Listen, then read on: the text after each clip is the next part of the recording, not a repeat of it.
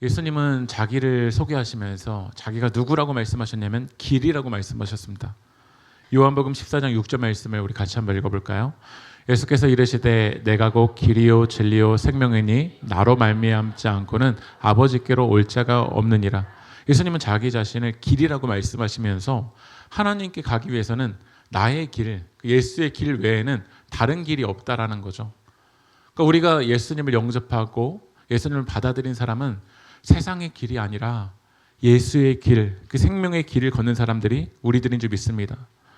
편한 곳을 향해 달려가는 사람이 아니고 유행을 향해 달려가는 사람이 아니고 세상의 그 가치 기준을 향해 달려가는 사람이 아니고 내 나라의 도성을 쌓기 위해 달려가는 사람이 아니라 예수의 길을 걸어가는 사람, 그들이 바로 우리들입니다. 그러나 예수의 길도 있지만 예수의 길이 아닌 길도 있습니다. 예수님께서 40일 동안 금식하셨을 때 사단이 유혹을 합니다. 예수님께 뭐라고 하죠? 돌을 떡으로 만들래요. 또 뭐라고 말하냐면 사단에게 경배하래요. 나한테 경배하래요. 또 뭐라고 하죠? 성전 꼭대기에서 뛰어내리래요. 그런 요행을 바라고 사단에게 경배하고 천하 만국을 얻고 싶은 예수의 길이 아니라 사단의 길도 우리 가운데 있다라는 거야. 그리고 사단이 초대하죠. 너 이 길 걸어와. 너가 원하는 그 유행, 요행, 그거 내가 줄게. 우리에게는 뭐가 매력적이냐면 보이지 않는 예수님의 길이 아니고 뭐가 매력적이게 느껴지냐면 사단의 길이 매우 매력적이게 느껴집니다. 왜 예수님에게 사단이 그런 유혹을 했냐면 인간은 그 길을 클릭만 하면 그 길을 터치만 하면 예수의 길을 버리고 사단의 길, 그 죽음의 길을 향해서도 달려가는 사람들이 너무나도 많은 거죠. 우리 세계교회의 이름은 세세교회가 아니라 무슨 교회죠? 새길교회입니다. 세상에 있지만 세상처럼 살아가는 교회가 우리가 아닙니다. 세상에서 살지만 길을 걸어가는 자가 바로 우리들의 정체성입니다. 그러나 우리들이 세상에 있지만 세상의 유혹을 따라가고 세상의 유행을 더 구하고 있다면 어느 순간 우리는 이름만 세계교회지 사실 우리의 중심에는 세세교회로 살아가는 것이 우리들이 아닌지 생각해 보게 됩니다. 지난주 말씀에서 바울은 밀레도에서 에베소 교회 장로들이랑 마지막 만남을 합니다. 그리고 마지막 만남 속에서 그들은 눈물로 기도하며 헤어집니다. 바울은 이 에베소 교회 장로들에게 이야기하죠. 나는 어디로 갈 거냐라고. 말씀 읽어볼까요? 사도행전 20장 22절 말씀 읽어보겠습니다. 시작. 보라 이제 나는 성령에 매여 예루살렘으로 가는데 거기서 무슨 일을 당할는지 알지 못하노라. 1차 전도여행, 2차 전도여행, 3차 전도여행의 마지막 종착지가 어디냐면 어디죠? 예루살렘으로 간다라는 거야. 근데 왜 예루살렘으로 가느냐? 성령에 매여서라는 거야. 누군가 여러분이 물어볼 거예요. 왜 예루살렘으로 가는데? 근데 왜 여러분은 예루살렘을 왜 가실까? 그게 성령에 매인 게 아니라 내 욕심과 내 도성을 위해서 그렇게 달려가고 있지 않을까요? 그러나 바울은 정체성과 목적이 분명했습니다. 성령님이 이 길로 걸어가라고 말하니까. 한번 넘겨주시면요. 이제 3차 전도여행의 마지막 지도입니다. 밀레도에서 보시면 바다로 가서 이제 오늘 말씀은 이제 이스라엘 위에 있는 두로 그리고 가이사랴 그래서 이제 예루살렘으로 가는 여정입니다. 보이시죠? 그래서 이제 배를 타고 두로까지 오고 두로에서 가이사랴, 가이사랴에서 예루살렘까지 가는 여정인데 오늘 바울이 두로에 이제 머무르게 됩니다. 두로에서 이제 2일, 그러니까 7일 동안 머무르게 됩니다. 그 7일 동안 머무르면서 바울의 제자들을 만나요. 근데 그 바울의 제자들이 성령님의 감동을 이 제자들에게 주신 거예요. 성령의 감동을 주시면서 바울이 예루살렘으로 가는 그 여정이 어떤지를 제자들에게 보여준 거예요. 말씀 읽어볼게요. 사도행전 21장 4절 말씀 한번 읽어볼까요? 시작. 그 제자들이 성령의 감동으로 바울더러 예루살렘에 들어가지 말라 하더라. 그러니까 성령이 제자들에게 감동을 준 거예요. 예루살렘으로 가는 길이 얼마나 험하고 얼마나 고난의 길인지. 근데 중요한 거는 성령님이 보여주셨는데 성령님이 예루살렘의 상황을 보여주셨는데 그것을 제자들은 어떻게 받아들이죠? 들어가지 말라라는 거야. 성령님에게 우리 보여달라고 기도합니다. 성령님 보여주십시오. 성령님 알려주십시오. 근데 알려주셨는데 이 알려주신 거를 제자들은 어떻게 받아들이냐면 피해야 돼요.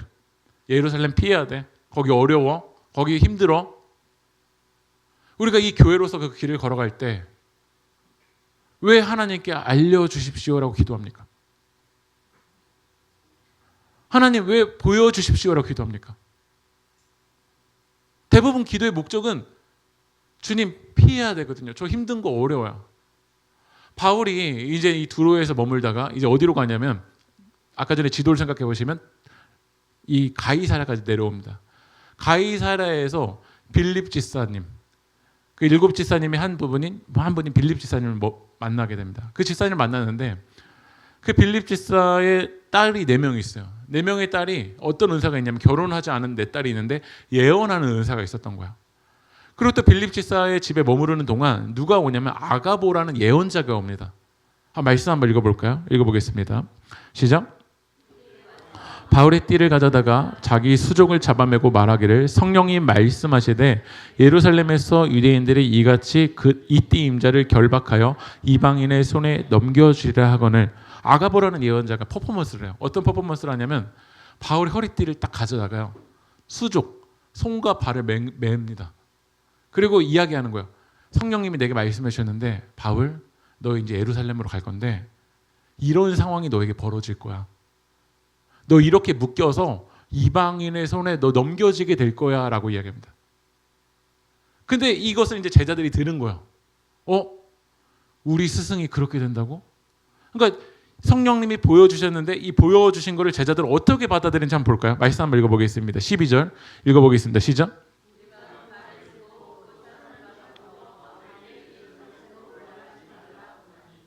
어떻게 받아들이죠? 올라가지 말라.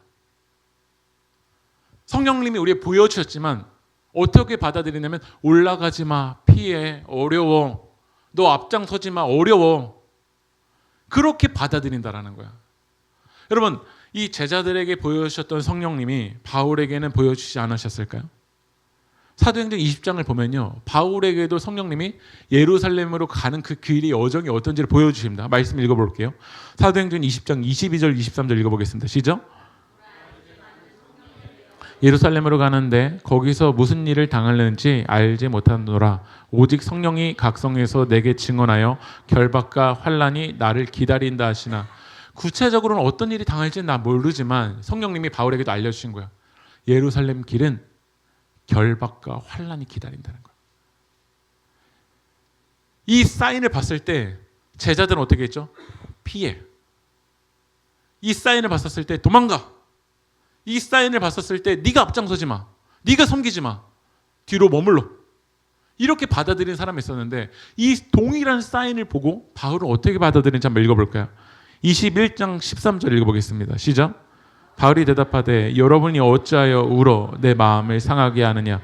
나는 주 예수의 이름을 위하여 결박당할 뿐 아니라 예루살렘에서 죽을 것도 각오하였노라 하니. 여러분 똑같은 사인을 보고 누구는 피하라고 하는데 바울은 뭐라고 하죠? 나 각오했다라는 거야. 똑같은 사인을 보고 성도님들 중에도 누구는 하지 마. 네가 앞장서지 마. 이때 교회로 살아가는 거 어려워. 그러니까 너 피해라고 말하는 사람이 있는데 누구는 내가 미랄이 돼야지. 내가 죽어야지. 내가 앞장서야지. 내가 헌신해야지라고 받아들인 사람이 있다는 거야. 말씀 읽어보겠습니다. 사도행전 20장 24절 읽어볼까요? 시작. 내가 달려갈 길과 주 예수께 받은 사명 곧 하나님의 은혜의 복음을 증언하는 일을 마치려 하면은 나의 생명조차 조금도 귀한 것으로 여기지 아니하노라. 바울에게 예루살렘은요 달려갈 길이었어요. 그에게 중요한 건 힘드냐 힘들지 않냐, 어렵냐 어렵지 않냐, 환란이 있냐 환란이 없냐가 아니라 길이라는 게 중요했어요. 그래서 주님이 말씀해 주셨어요. 바울, 네가 그 길을 걸어갈 때 환란이 있을 거야. 그러나 사명이니까 가는 거야. 길이니까 가는 거야. 길로 받아들이니까 뒤로 머무르지 아니하고 앞장서서 이건 길이야. 나의 생명도 조금 것으로 귀한 것으로 여기지 아니하고 나는 가겠다라고 받아들인다는 거야. 여러분에게 하나님이 인도하시는 예루살렘은 피할 곳입니까? 달려갈 길입니까? 지금 우리가 마주하고 있는 예루살렘은 여러분에게 피할 곳입니까? 아니면 달려갈 곳입니까? 성령의 사인과 기적을 보는 것보다 더 중요한 건 그걸 어떻게 받아들이는지가 더 중요하더라고요. 보면 뭐 하는데, 보면요. 들으면 뭐 하는데요. 결국 그 들어서 피해야지. 보면 뭐예요? 봐서 피해야 되는 것을 받아들인대요. 그런데 중요한 것은 하나님이 보여주신 사인을 생명으로 해석하고 믿음으로 해석하고 그것을 내 삶 가운데 구체적으로 적용해서 달려가는 사람이 있다는 거야. 과연 우리는 달려가는 사람일까요? 아니면 피하는 사람일까요? 아기 새들이 어느 정도 자라면 어미 새는 어떻게 하냐면요, 그 둥지를요 쪼아댑니다. 그리고 둥지를 어미 새가 일부러 어떻게 하냐면 뜯어내요. 그러니까 아기 새들이 이 둥지에 있는데 어미 새가 어떻게 하냐면 둥지를 뜯어냅니다.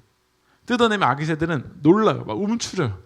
그래서 떨어지지 않으려고 그래요. 그런데도 어미 새는 어떻게 하죠? 둥지를 뜯어냅니다. 뜯어낼 때 이거를 이 시간이 이제 날아가야 되는 시간이구나 라고 받아들이는 사람이 있는가 반면에 나 죽는구나, 나 끝났구나 라고 받아들이는 사람이 있다는 거예요.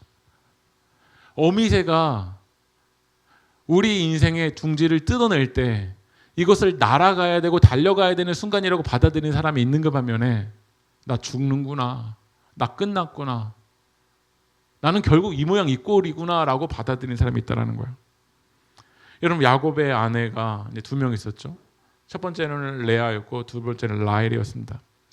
레아는 그 고대 시대에는 여성이 아들을 낳으면서 정체성을 찾았는데 레아에게는 아들이 많았습니다. 그러나 라헬은 그 마지막 때 하나님께서 태를 열어주셔서 첫 번째 낳은 아들이 누구죠? 요셉이고 두 번째 낳은 아들이 누구냐면 베냐민입니다. 근데 라헬이 베냐민을 낳다가 그렇게 아들을 기다렸는데 베냐민을 낳다가 이제 죽음을 맞이하게 됩니다. 그래서 라헬이, 여러분 보세요. 지금 이제 베냐민을 낳았는데 바로 죽는 거예요. 엄마가 이 베냐민을 바라볼 때 어떻게 생각할까요? 이 베냐민의 앞으로 인생을 바라보는데 엄마 없이 평생을 커야 되는 거야. 그러니까 그것을 어떻게 이 라헬은 해석을 했냐면 말씀 한번 읽어볼게요. 창세기 35장 18절 읽어볼까요? 시작. 아들의 이름을 베논이라 불렀으나 그의 아버지는 그를 베냐민이라 불렀더라. 베논이, 이 베는 아들이라는 뜻이고 논이는 슬픔, 실패로 끝났다는 뜻이에요. 지금 라헬이 죽으면서 이 상황을 넌 실패로 끝났어. 너 다 끝났어. 내가 인생을 살아보니까 라헬이 너에게 없으면 너는 끝난 것처럼 느껴지는 거야. 그래서 그 죽음의 순간을 이 라헬은 베논이라고 받아들였어. 근데 이 베냐민의 아버지 야곱은 어떻게 받아들이냐면 베냐민이래요. 그리고 평생 그를 베논이라고 부르지 않았어. 뭐라고 불렀냐면 베냐민으로 불렀어요. 이 베냐민은요, 베는 아들이라는 뜻이고 야민은 오른손이라는 뜻이에요. 고대 시대 오른손은 승리를 상징해요. 우리의 눈으로 볼 땐 실패하고 다 끝난 것처럼 느껴지지만 이런 실패하고 연약한 자가 하나님의 손에 붙들림 받을 땐 하나님은 승리라고 말씀하십니다. 여러분 믿으십니까? 중요한 건 어떻게 받아들이냐라는 거예요. 똑같은 상황을 보고 누구는 베논이로 받아들이면서 내 인생은 끝났다. 이때는 나는 사명 감당할 수 없다라고 베논이로 받아들이는 사람이 있는데 이 고통과 죽음과 내 힘으로 아무것도 할 수 없는 그 절망의 순간을 지나가면서 누구는 베냐민으로 받아들이며 하나님이 널 포기하지 않는다. 너에게 라헬은 없지만 너의 아버지 되신 하나님은 널 꼭 붙잡아 주실 것이다. 그게 바로 베냐민이에요. 여러분 자녀를 보면서 베논이로 해석합니까? 베냐민으로 해석합니까? 여러분의 인생을 바라보면서 베논이로 받아들이면서 끝났다고 말하는 겁니까? 아니면 살아계신 하나님, 영원하신 하나님을 바라보면서 베냐민으로 바라보는 겁니까? 우리는 예루살렘으로 바라보면서 결박과 환란이 있기 때문에 끝났다, 피해야 된다라고 받아들이는 겁니까? 아니면 예루살렘을 통해서 내가 죽는 한이 있더라고 할지라도 미랄되어서 생명의 싹을 트게 하시고 하나님 나라의 완성을 이루실 그 주님을 바라보면서 이건 달려갈 길이다. 이건 사명의 길이다. 이건 생명의 길이다라고 받아들입니까? 그러나 수많은 사람들이 다 배논이로 받아들이는 거예요. 하나님이 알려주셔도 이거 피해야 할 길로 받아들이는 거예요. 그러니까 생명의 길에 사람이 많을까요? 적을까요? 예수님이 말씀하세요. 말씀 한번 읽어볼게요. 마태복음 7장 14절 읽어볼까요? 시작.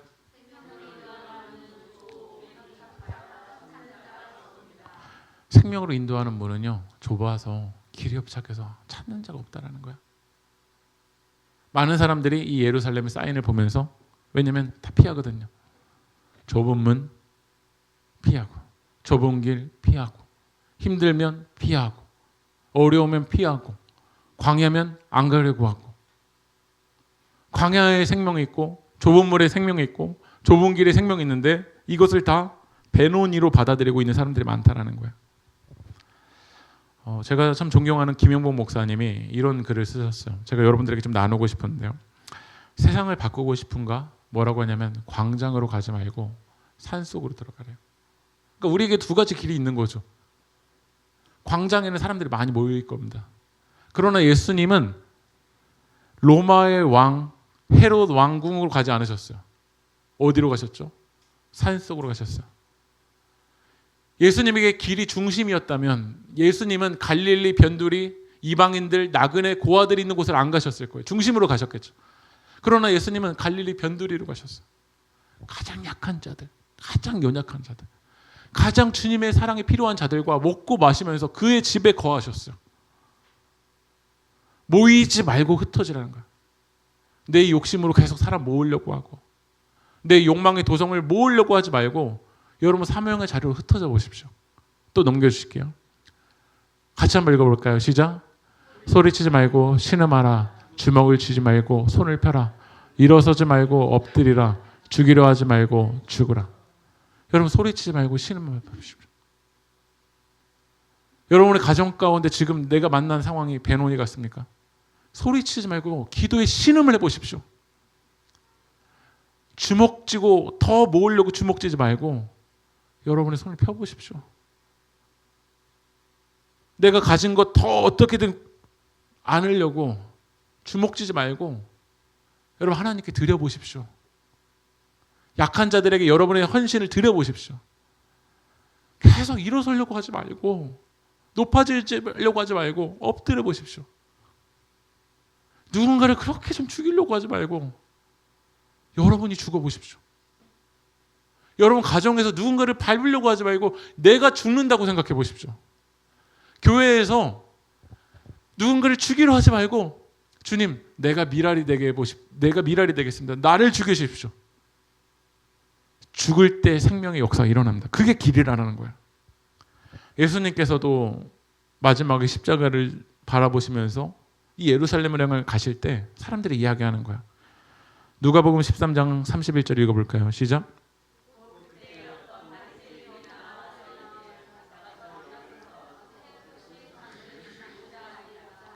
예수님에게도 알려주셨어요.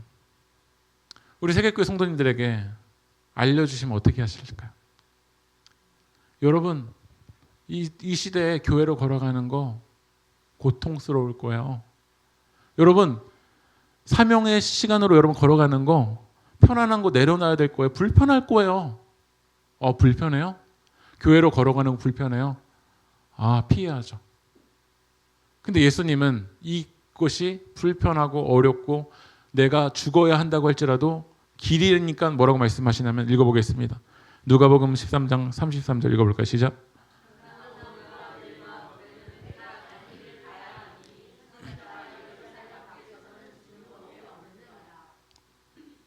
길이면 가야 된다는 거야. 예수님 모르시고 가신 게 아닙니다. 사도 바울이 모르고 예루살렘으로 간 게 아닙니다. 길이니까 가는 거예요. 저희 아들 이름이 도준인데 제가 도준이 이름을 지을 때 누가복음 13장 33절의 말씀을 읽다가 도준으로 줬어요. 도가 길도고요. 준이 쫓을 준 가다 준이에요. 나중에 도준이가 커서 저한테 질문할 것 같아요. 아빠 피하고 싶어요. 힘들어요. 근데 저는 이렇게 말하고 싶어요. 이런 믿음을 하나님이 저에게 끝까지 지켜주셨으면 좋겠어요. 길이면 가. 물론 부모의 인간적인 마음으로는 너 하지 마, 너 앞장서지 마. 그러나 하나님이 육적인 부모뿐만 아니라 정말 제가 영적인 유산을 남겨준다면 도준이에게 그렇게 말하고 싶어요. 길이면 가라. 저는 세계교회 성도님들에게도 말하고 싶어요. 물론 인간적인 마음으로 우리 성도님들이 고통스럽지 않으셨으면 좋겠어요. 그러나 오늘 말씀을 준비하면서 하나님은 저에게 우리 성도님들에게 꼭 이 말을 전해야 된다는 마음을 주셨어요. 길이면 가십시오. 길이면 걸어가십시오. 세상의 길이 아니라 예수의 길을 걸어가는 여러분들 되게 주님의 이름으로 축복합니다. 이제 저 말씀 마무리하려고 하는데요. 제가 예언자도 아니지만 저는 예언 하나 할 수 있을 것 같습니다. 앞으로 한국 교회는 더 쇠퇴할 겁니다. 앞으로 여러분들 교회로 걸어가는 그 삶은 더 힘들 겁니다. 교회는 환영받지 못할 수 있습니다. 교회 이미지 더 안 좋아질 겁니다. 교회 안에서 어영부영 신앙생활 했던 사람들 다 떠나갈 겁니다. 목회자도 어영부영 했던 사람들 다 떠나갈 겁니다. 여러분 외로울 겁니다. 외로운 싸움을 이제 하는 겁니다. 우리요. 그러나 길이면 끝까지 걸어가십시오. 제가 이번 주에 신천지에 오른팔이셨던 분의 강의를 들었거든요. 그분이 뭐라고 말하냐면 신천지는 이만희를 보고 가게끔 하지 않는데요. 가기 전에 교육을 다 시켜서 교리 중독하고 종교 중독을 해서 가게 되는데 일반 교회에서 아무나 받지 않는데요. 뭐라고 말하냐면 성경에 관심 없는 사람 데려가봤자 관심이 없대요. 갈증이 없는 사람 데려가봤자 갈증이 없대요. 그래서 안 데려간대요. 그래서 자기가 이제 신천지를 내려놓고 교회에 와보니까 뭐라고 말하냐면 진짜 생명이 있어야 될 교회가 갈증도 없고 갈망도 없고 아무런 밀도도 없는 거예요. 왜냐면 우리가 길을 걷지 않거든요. 거짓된 교리를 주장하는 사람도 그렇게 철저한 헌신을 바라보고 있는데 우리를 와서 보니까 헛된 걸 너무나도 추구하고 있다는 얘기를 들으면서 저도부터 하나님께 정말 회개하게 되더라고요. 다시 말씀드리지만 여러분이 이제 교회로 걸어가는 그 길 외로울 겁니다. 불편할 겁니다. 때로는 지칠 수도 있고 환난과 고난이 이 길 앞에 있을 겁니다. 그러나 하나님의 계획은 교회입니다. 하나님은 교회를 통해서 주님의 나라를 확장시키실 것입니다. 그렇다면 길을 걸어가십시오. 돌이 떡이 되는 그 길 말고 사단에게 무릎 꿇는 그 길 아니고 성전 꼭대기에서 떨어지는 그 길 말고 신음하고 누군가를 죽이는 길이 아니라 주님 내가 죽겠습니다. 내가 엎드리겠습니다. 내가 낮아지겠습니다. 그 길을 걸어가는 자를 통해서 하나님 지금도 역사하실 것입니다. 그 길을 걸어가는 자를 통해서 하나님 영광 받으실 것입니다. 우리 함께 찬양합시다.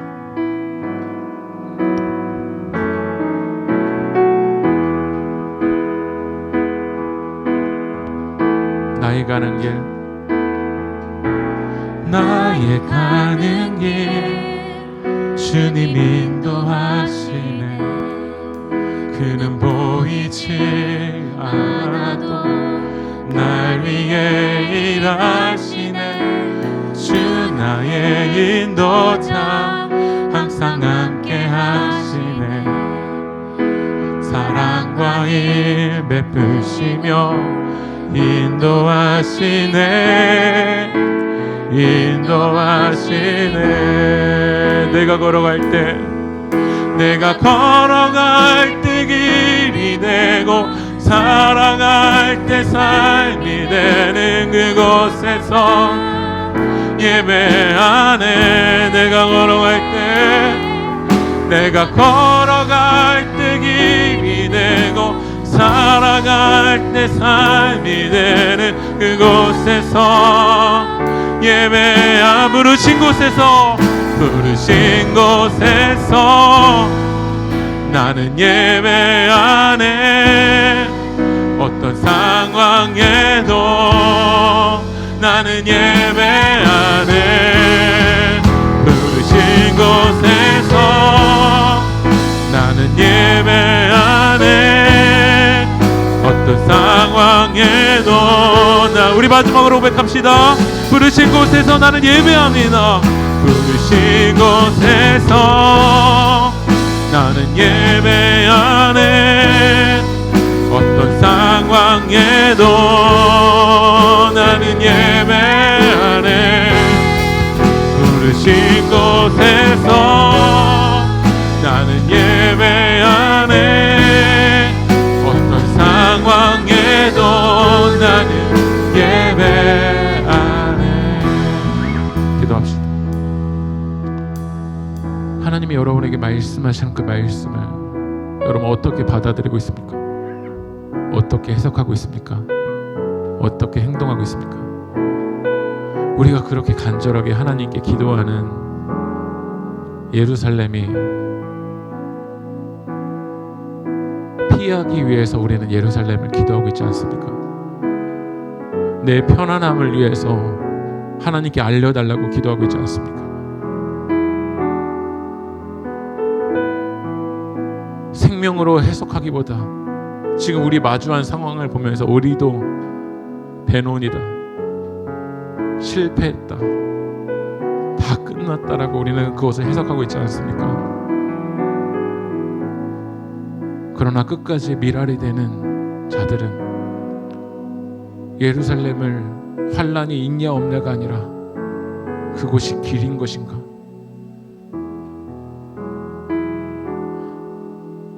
끝까지 이 좁은 문 좁은 길을 걸어가는 자들은 지금 내가 편안한가 편하지 않은가가 아니라 주님의 마음이 어디 있는가, 주님의 눈물이 어디 있는가, 하나님이 어디를 바라보고 계시는가 인 줄 믿습니다. 오늘 이 시간 우리 간절하게 기도할 때 내 편안함에 취해서 하나님을 이용하려고 했던 그것들 내려놓게 하시고 오늘 이 시간 주님 생명으로 바라보게 하여 주십시오. 주님이 나를 부르신 그 길이라면 달려가게 하여 주십시오.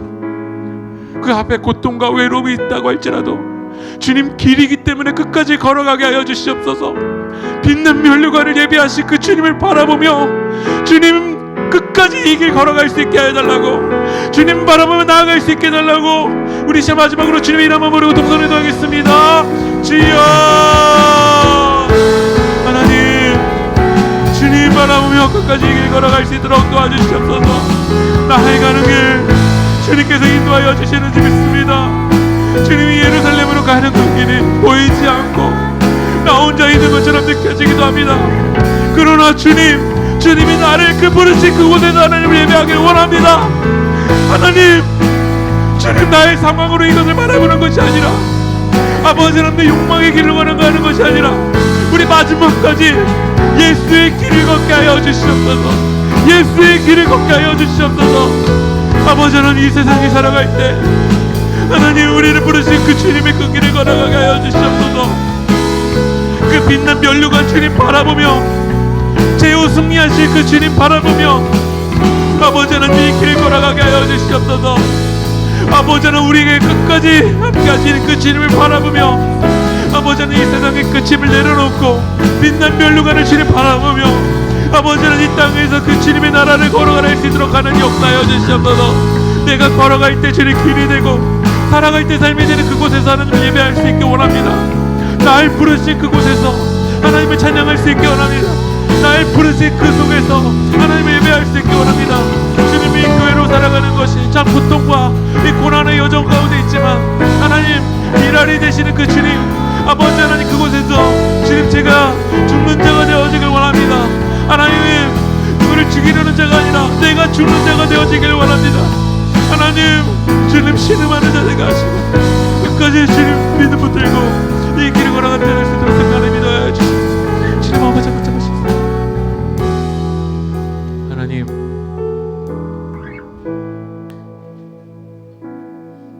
주님이 우리를 부르신 그곳에서 하나님을 예배할 수 있게 원합니다. 편한 자리에서 내가 생각하는 조건이 다 맞아야 하나님을 예배하는 자가 아니라 부르신 곳에서 하나님을 예배할 수 있게 원합니다. 주님, 저에게 라헬이 사라지는 것처럼 느껴지고 아무것도 보이지 않는 그 길을 지날 때가 있습니다. 그러나 주님, 그 순간에 끝까지 그 길을 걸어가게 해주시고 주님께서 우리에게 빛난 면류관을 주실 것이기, 그 주님 바라보며 끝까지 믿음 지키고 이 길 걸어갈 수 있도록 성령님 인도하여 주시옵소서. 보이지 않아도 우리를 위해서 일하시는 주님, 주님이 우리의 인도자십니다. 예루살렘으로 가는 여정 가운데 주님 끝까지 나와 함께하여 주시고 사랑으로 역사하여 주시옵소서. 일으키시고 역사하실 그 주님을 찬양하며 이 모든 말씀 살아계신 예수님의 이름으로 기도합니다.